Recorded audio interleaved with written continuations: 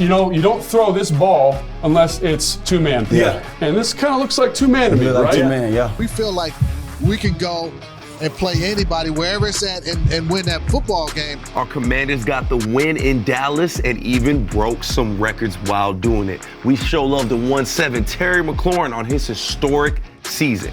And it's playoff time, baby. We break down our NFL wildcard matchup against the Tampa Bay Buccaneers. And the captain, London Fletcher, and I hit the practice field to give you an inside look at how we are getting ready for the Buc. And Commanders family, our special playoff edition starts right now.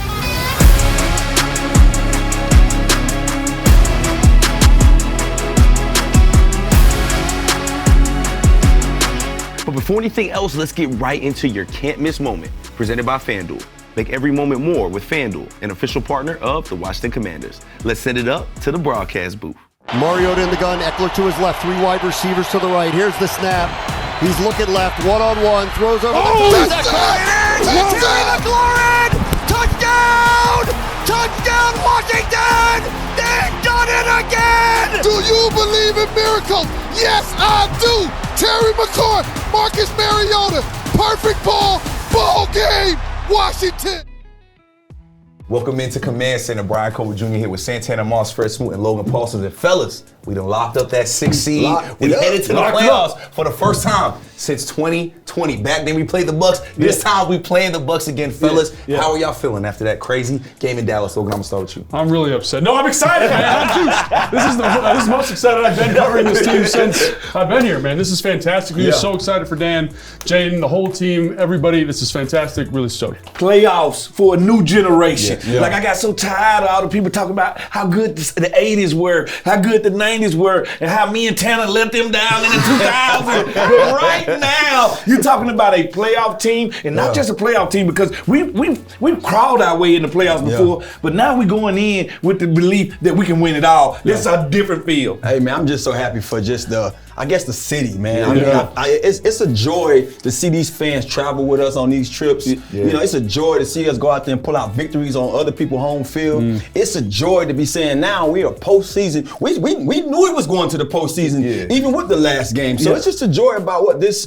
organization has done this year with the new, new regime and just everything that's going for us. Fellas, don't gotta talk about the good old days no more because we are currently living in the good old days. Our spot is set, but so is the rest of the NFC. Let's take a look at the NFC playoff picture. Yeah, I'm real excited for the Green Bay Eagles. I think that game can go any way possible. I think that's the game everybody got to look at. Green Bay's a very, very scary team. I think they're coming in a little handicap. They beat up right now. Yes, and then that Vikings LA Rams game. We almost got the LA Rams, but the Vikings get a taste that though. To me, that's so interesting because Sean rested his starters. Does he know something that we don't know about that matchup with Minnesota? And two offenses didn't know each other. It's the same offenses right there. And didn't they put a beating on him earlier this season? I thought they did. So, hey, but only one of us got that Sunday night football slot. And that was us. It's time for your winning numbers presented by the Maryland Lottery. Please play responsibly. Now let's check out Scary Terry's season. In 17 games played, 1,096 receiving yards,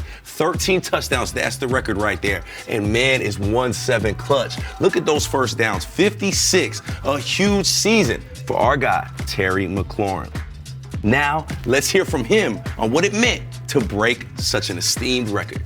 Winning time moments, we got to find a way to start faster and start better so our backs aren't against the wall. But, it's been kind of the story of our offense and our team, just winning time moments. And as we go into the playoffs, we're going to need faster starts, but more importantly, we're going to need to come through clutch in the winning time moments. So to have that happen backed up against our own end zone, to drive all the way down there, shout out to our guys, shout out to the defense. Shout out to Marcus. I mean, I love playing with that guy, man. He's always ready for his moment. He's one of the most humble players I've ever been around. O-line, when we had to have it, they gave him time to get the ball out. So that was a tough win, but we needed that going into the playoffs. We couldn't go in on a loss.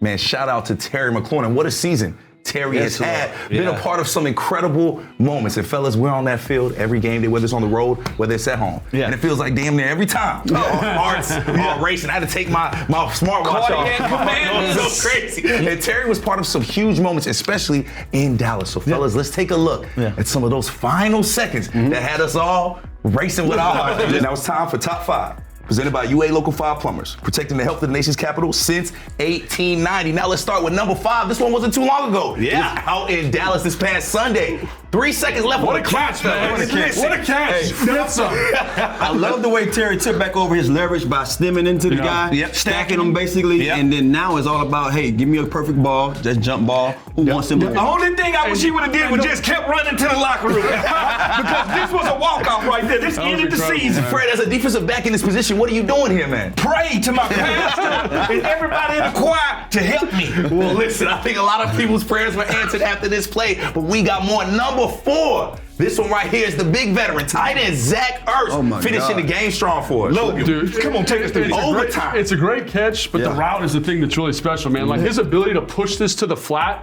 before this ball is thrown is it's spectacular. And this is something he's done maybe 100 times, 1,000 times in his career. This is what makes him special. You talking about the route, you talking about the catch, but I'm talking about the throw. Look how quick he got rid of that football. The window is that big. That linebacker's right there. So if he gets wind of this ball coming, he can easily jump that. I don't know if y'all ever tried to look through a window of an ant's house, but I'm gonna tell you, Ant's house, get out of here. It's never done. A rookie quarterback in overtime. How impressive was that? But we got more impressive things when you playing the Philadelphia Eagles. This right here is a go-ahead touchdown right here, fellas. Hey man, this is Jamison Crowder. Crowder telling you, look here, man, put some respect on my name. I've been here before, man. Y'all know I do this. Great throw, great rock, great This catch. is what he was telling Philly. He was telling. I see y'all later right there. This throw right here. This is unbelievable. Through 2 players right there. That's unbelievable. And what made this even more special is he's coming off of an injury where he's been out all season, making big plays for us, man. Shout out to Jamison Crowder. You know what, Fred? We got to show the defense some love. Show us some love. Big We win stop by our championships. defense against the Saints right here. Good play right there. That's what I'm saying. This play right here to end this game. Good by monogamy right there. But this is the man. That's the guy. Look at him. He gonna right there. That was all of us in the tunnel. That's everybody in New Orleans right there. Listen, some good gumbo was 8 after this play, but fellas, y'all know the last one. Number 1. The Hail Noah. They say as we're Fred gonna so lose. elegantly called it. Yes. Man, what a moment. Oh my gosh, man. I still get chills This watching moment this, fellas. changed the Chicago Bears season. Like they wasn't good after this. There's nothing they could do. But this play right here changed everything. It made everybody believe that we have a chance right there. Dude. Never see this play ran that good. Dude, it's incredible. Every time you watch it, just like, I can't believe it was completed. Like the whole setup. He's running around all this time, then the ball and he's right there. Yeah, He's standing by himself. and the play took like 9 seconds off my life. It was almost, That's what it was. it was almost too good to be true for me. It was. And we did it every week after it seemed like. Oh no, I was waking up from nightmares like, I can't believe this happened. I didn't know. Talk about magical moments in Northwest. It's going to be very, very hard to top that. And fellas, it's always fun to take walks down memory lanes. It's playoff time, baby. Time to turn the page. And all of our focus is on the playoffs. We are locked in for Sunday Night Football. It'll be a rematch of our season opener with the Tampa Bay Buccaneers. Their most dangerous weapon, Mike Evans, went for over 1,000 yards again this season and is healthy, so a challenge for sure for our defensive backfield. But this is not the same Commanders team that they beat in Week 1. Head coach Dan Quinn is excited for this rematch. I think there's things you take. It's a full circle moment. You don't usually get to play somebody at the start of a season, the start of a second season. They absolutely got the best of us on that day. And so it's a good measuring stick to see, how much we've improved. And so they're an excellent team, and clearly on that day showed it. The team has earned this right to go fight, and we're going to fight like hell. When you get into, the postseason, you want to make sure you're playing your best football. And we've worked hard to find those areas of improvement. By no means are we, where we're going to end up in that improvement. But I love, what we stand for as a group. And these guys have earned this right to go battle. And I'll leave it at that. I mean, like I said, I watched the game again. And it's crazy just to see the growth over not even like a year. and you just learn something different each and every game. It was just something new. You just get more comfortable. But if I could have that first pass back, I would for sure. I think it was just for the fan base, everything they've been through and their time being here. I just think for us, it's like, man, we just go and try to win a football game. We'll let everybody else have the joy of, stuff like that. But, the fan base deserves to be able to cheer for the team in the playoffs. And, we appreciate the support through it all. Now here's a look at the tail of the tape for this one. The numbers are pretty similar, but look at those rushing yards allowed for the Tampa Bay Buccaneers. They are one of the best teams against the rush, but we know Jaden and company know how to run that ball. Should be a very exciting matchup between these two powerful teams.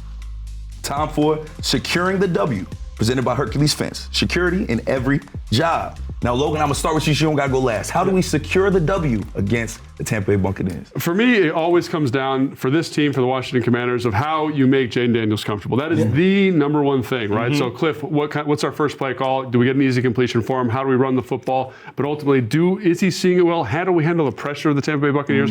All that stuff is going to be at the forefront in terms of securing this victory versus Tampa Bay Bucs. Yep. Most definitely. I think it's about the offensive line, the wild boars, be honest. All of these guys coming together, because when we run the ball, we control football games. When we run the ball, we keep Jaden Daniels clean. When we run the ball, we help our defense stop the other quarterback on the other side. So if you're going to ask me, it's all about the wild boars because they set the tempo, they get nasty, and playoff football is about who wins trench warfare. That's what it's about, and I think those guys give us a chance to go down there and get a victory, and we can dominate that side of the ball. And since you guys stuck on the offensive side, I go to the defensive side. How do we contain Baker Mayfield? I think some of the things that Baker Mayfield did the first outing, he got out of that pocket, man, and he was explosive. He was able to make some plays with his legs. He made some huge touchdown passes with his arms. Can we slow him down in the passing game and in the run game? And also holding one of his weapons down in Mike Evans. We gotta put a hold on Mike Evans. We can't let Mike Evans be the one to beat us. Make somebody else do so. And we're gonna talk a little bit about that defense, but let's focus on our offense real quick. Jedi 5, Fred.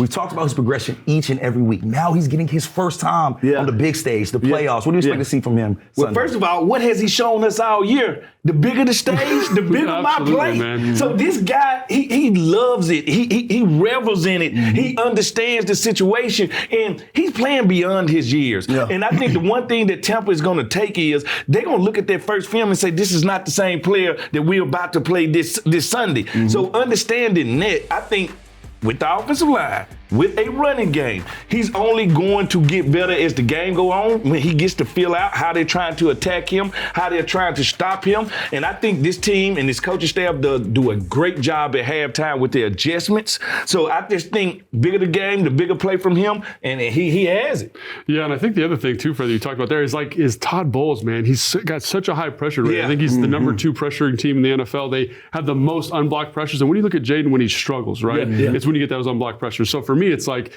he is a baller. The stage is he always rises to the moment. But I want to see that element from him, right? So how do we make sure the protections are locked in, the backs are locked in, so that he can be that special player we know he can be? Because that defense for Tampa Bay is electric. They're good. And Tanner, speaking of ballers, we mentioned earlier Terry McLaurin, history. But it's not just him. As you like to mention on game day, it's about those other guys as well. How do we get those weapons involved early and take advantage of this Tampa Bay Buccaneers secondary? I think that's just something that you got to see what these guys was able to do the past few weeks. You know what I mean? When Terry is one of those guys that everybody honing in on, okay, Zacchaeus, your time to shine. Okay, Crowder, your time to shine. All these other guys have had a hand into being special for this team. That's why they have so much confidence in going out there knowing that they have enough capable guys. I saw immediately when we didn't have that number 2 receiver, or even when we thought we had one and then he went down, we was trying to say who going to be the next guy to step up. Well, it's the committee. It's the committee of the guys, from Zach Ertz to Crowder to Zacchaeus. Every last one of them play an integral role in this offense being successful. So I know JD5 have confidence in them. I know Cliff Kingsbury have confidence in them. All it's about is going out there, giving those guys opportunities. And not just opportunities, This is the big game. They got to come down with those opportunities. So make sure you make those guys right when they give you the ball and come down and make the play. And Logan, in week 1, as good as our rushing attack was, it really wasn't able to get going outside of Jaden Daniels. How can we get it going this time around? Gosh, man, we could spend the entire show talking about this because I love talking about run game. And so one of the things to me is you're looking at the spacing and who they want to be defensively. They really want to stop the run on first down. Yeah. They're going to give you a nice 3 technique away from the tight end, and that's Kalijah Kancey. He's not a big guy. He weighs like 280 pounds. Is he extremely disruptive? Yes. Is he a good pass rusher? Yes. But I think he's a guy you can get after in the run game. And when you have a 3 technique, you can double that guy. You can trap that guy. You can wham that guy. So that's something I would really look at in terms of targeting aggressively to maximize the run game. And then also, Cliff, like how do you make sure we have good number counts in the run game? Are we spreading them out to run the football? Are we packing it in to run the football? What's the most advantageous situation for us? And I know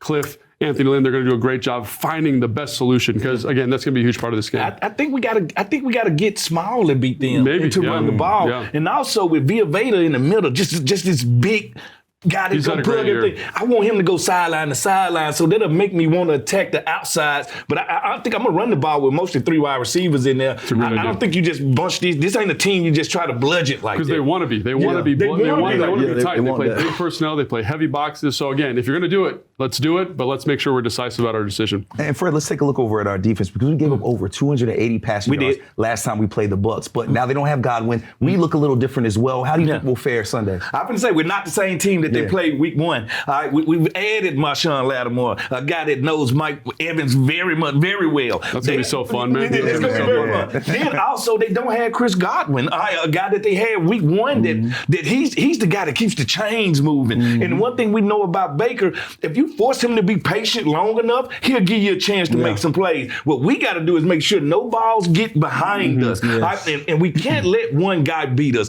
Force them to beat us with somebody else besides Mike Evans because he is their go-to guy. That's without question. Cade Otton at tight end, he makes plays, but Mike Evans, is the guy we have to stop. Now, we don't know for sure Marshawn's status just yet. However, we will give you those details as soon as we can. And we spoke a lot about our matchup against them with week 1. So let's look at those numbers real quick before we go any further.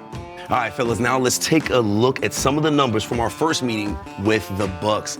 They beat us 37-20 week 1, but we are a very, very different team now. Jaden Daniels' debut was pretty impressive. 184 passing yards, 88 rushing yards, and then, of course, those 2 rushing touchdowns. But Baker Mayfield was getting it done, 4 passing touchdowns. I think our defense this time around will have something to say about that. Now let's send it to Logan Paulson, who's in the film room, to break down how much this team has actually improved since week 1. Thanks, Brian. Guys, we're over here in the film room, and I get this question all the time. Is this going to be the same as the first week against Tampa Bay? And I say, absolutely not. No way. Close. So we had a couple plays from the first game and some of the areas we've improved over the course of the season. So this one, little spot concept, nothing too crazy. Going to run a sit, flat, corner, and this is one we run a ton of, right? A ton of. And Fred, I think you'll appreciate this. Little cover 2 invert. The ball should go to the corner here, right? Yes, 100%. There's a little bit of pressure, right? A little bit of pressure. Has to get the ball out. But look at this, man. Look at how wide open the corner is, right? This is something that he's improved on over I'm going to say that was baby Jaden at the time. His eyes weren't in the right place. And then at the same time, that pressure in his face. To me, I love his just knowing what to do with the ball right now. I got this pressure in my face. Don't hold on to it. Let me get rid of the football now. Absolutely. And so everyone says, obviously he's gotten better, but I got the receipts, man. We had a bunch of film over the last couple of weeks of him getting better each and every week. All they're going to do here is like kind of an old smash concept, Tanny. You remember this? With a corner. And what I love about this, Fred, is watch him. He understands right now. Look where his eyes are. He's looking right at this corner. Right there. Holding him. Because if you look me, I'm not going to move. I'm not going to move. And he's the flat player here. Like he's got this zone on the field, right? This corner's got this high zone here. And so the spot to hit is this part right in between the two of them. You guys see that? But we're taught not to attack that flat as aggressive he is, but that's what you do when his eyes are taking you there. I love that you say that, Fred, because watch him here. Watch this guy. He says, I got eyes, I got to step up, right? And that's the little difference, right, in getting this ball to the corner. So I say, this throw is way harder than the one versus Tampa Bay. Yes, He's Lord. making it. He's reading the coverage at a higher level. That's big time stuff. So great job in terms of his maturity and getting better each week. And it was a great route and throw by both guys. But Terry did an exceptional job just by being friendly enough to say, I'm not going to come out of this thing too hard, because he know that corner was sinking back off. He's not coming here. He's coming nice and flat, and that's their chemistry getting better each and every week too. Because I'm Tana, it's like you read my mind, man. Because that's one thing about the first match. How many catches did Terry have in the first match?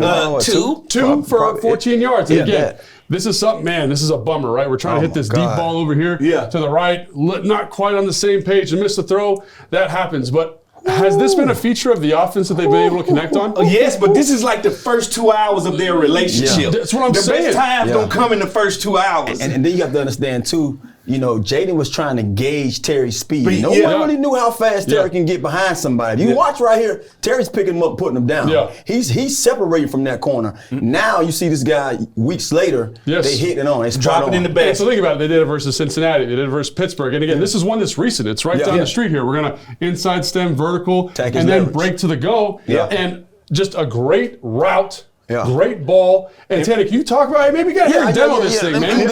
And if you're a fan, do you think you can cover Santana Moss? I don't think so, because this is what it looks like. Well, one of the things that Terry did well is we all told to attack the leverage. One of the things that they tell y'all cornerbacks to do is use the sideline as another defender. So what I want to do, based on the guy, how he's covering me, if he's head up, I got to attack him head up, give him something. If he's inside, I'm going to stem inside, attack, step on his toes, make him think I'm going inside so he can either open up or turn there, then get back on my line, get around him and get back on top of him. And I think Terry did a great job here. If you look at it, he basically saw, okay, he has inside leverage on me. Let me attack that. Let me attack that. Let me get on his toes. And you see, get on his toe. He already ready to open up. And now I'm getting back on my line. But what Jaden did a great job with, Jaden knew that Terry was on his line, but he said, I'm going to lead you to the pylon. I'm going to lead you away from the guy so he won't be able to catch up to this ball. And look at all this room on the sideline. Like, you got to realize that's a sideline-friendly pass right there. We see wide receivers closing himself off on that sideline all the time. And so, again, to see this relationship starting to grow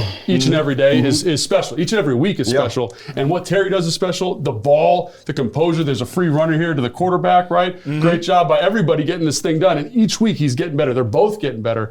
And another thing I think that has just been so impressive to watch is he just continues to find ways to improve throwing the football. And so this is one early in the season, right? This is dagger, Tana. I don't know if you remember this. Yes, right? it is. We're going to go here. And, you don't throw this ball unless it's two-man.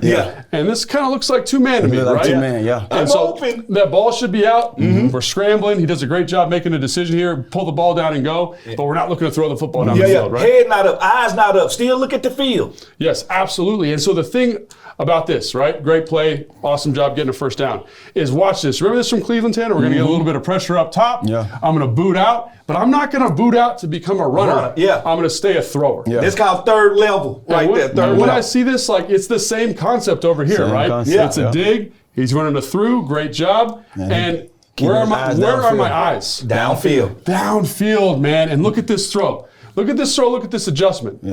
Boom. And so I say Tampa Bay has not seen this version of this offense. They have not seen this version of this duo. And again, the protection's better. The completion's better. He's seen the field better. And so I don't know if Tampa's ready for anything they're bringing, but I cannot wait to watch the playoff game, man, because I think they're going to bring all the juice.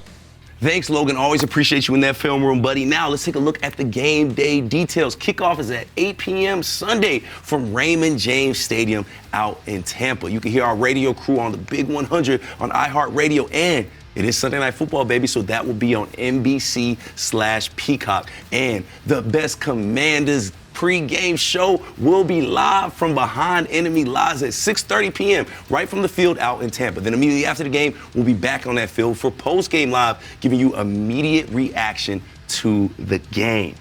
And you know what? Since we mentioned that radio crew, we have to welcome in another member of our amazing crew. Big Fletch, London Fletcher. I'm about to catch up with him on that practice field so we can talk more about this exciting matchup. It's time for Best Seat in the House, presented by SeatGeek. The most disruptive idea in ticketing, a ticket that works. Expect the expected. SeatGeek. Welcome to the captain, London Fletcher. We played the Bucs week 1. We're out here at practice now where the players have continued to develop, especially Jaden Daniels. We have seen him grow each and every week. Now he gets to play this team again in the playoffs, man. How you feeling about his progression? I'm feeling great. When you think about week 1, his NFL debut, that was 17 games ago. A long time ago. He is light years ahead of where he was in that week 1 matchup. He's gotten so much better. He's seen, NFL defense week in and week out. And not just Jaden, but this team, this offense in particular, we've grown so much more over the last 4 months. We understand who we are as a team. We understand what our identity is, our strengths, our weaknesses. So it's an exciting time for us. I'm looking forward to us getting this rematch against the Tampa Bay Buccaneers. Now, they've changed a lot since that week 1 matchup as well. And it'll be a different challenge with them as well. But we know them. I look forward to it, and I like our chances. And London, you mentioned those changes, so let's talk about our secondary real quick, because Godwin lit us up week 1. He did. However, he is not playing in Sunday's game. How do you think our secondary fares? We do not know if Marshawn Lattimore will be playing or not. However, he is an addition. Things have changed in our secondary. How do you think they fare Sunday? They'll feel better, much better, because one of the things, if you go back to that game, we had some issues from a communication standpoint, and that was a bunch of guys coming together for the first time in a high-pressure situation. And there were some communication breakdowns. We communicate so much better, way better than than we did back then. I think guys have kind of settled into their roles better.